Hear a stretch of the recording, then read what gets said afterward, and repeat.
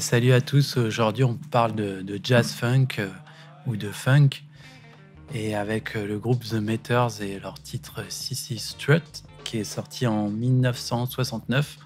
Donc voilà, c'est un classique de la musique funk et là tout est basé sur le rythme et avec ce funk instrumental qui est vraiment typique des années fin 60, début 70. Et là on est dans une tonalité de do mineur. Et ce qui compte, c'est vraiment d'être en place et que le morceau se déroule avec un groove le plus cool possible. Donc c'est vrai que là, c'est plutôt basé sur le rythme que sur l'harmonie ou sur les accords. Et on va essayer de voir ça. En fait, tout est basé, comme d'habitude, sur la pentatonique mineure de blues. Donc je vous la remonte pour ceux qui la découvrent. Donc le Do, ça se trouve 8e case sur la grosse corde de Mi de la guitare. À l'envers.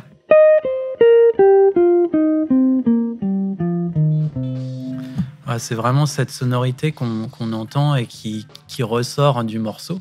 Et avec cette batterie super rythmée, avec le son très particulier, ça fait un morceau qui est devenu mythique aujourd'hui, quoi.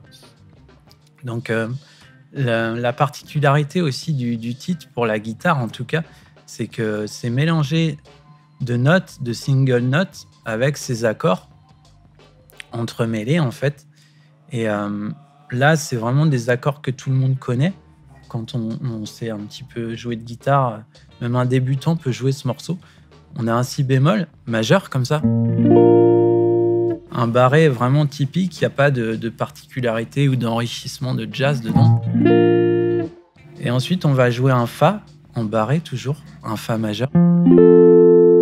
Donc voilà, ça pourrait être joué dans un contexte rock ou reggae ou dans plein de styles. Voilà, c'est pas des accords qui sont traditionnellement funk ou jazz. Et pour en revenir aussi au début de ce riff vraiment très particulier, c'est vrai que la guitare, elle sonne un petit peu années 60, quoi. On entend la reverb de l'ampli Fender aussi, c'est assez chouette le contexte. Et plutôt que de dérouler la gamme pentatonique mineure telle qu'on a l'habitude de la jouer, on va essayer de la découvrir de manière un petit peu différente. On va jouer à partir de la première case, corde de La, la troisième.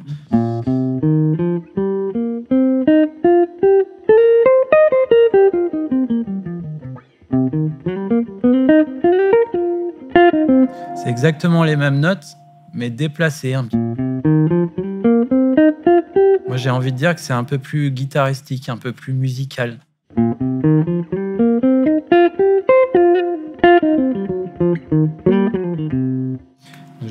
riff.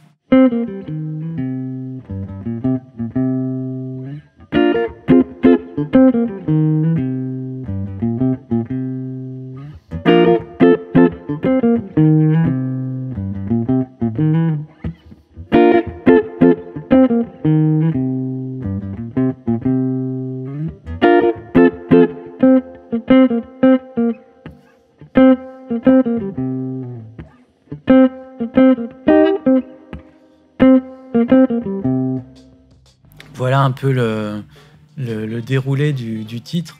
Comme je vous disais, un mélange de single notes avec les accords. Donc même ça, le jouer tout seul chez soi, c'est assez sympa.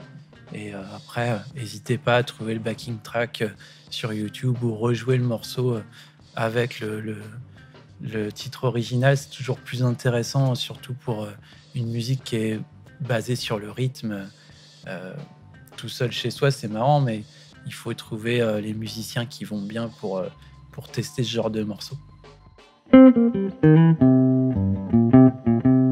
On rejoue ça et puis ça vous donnera une idée de ce qu'est le funk des années 60.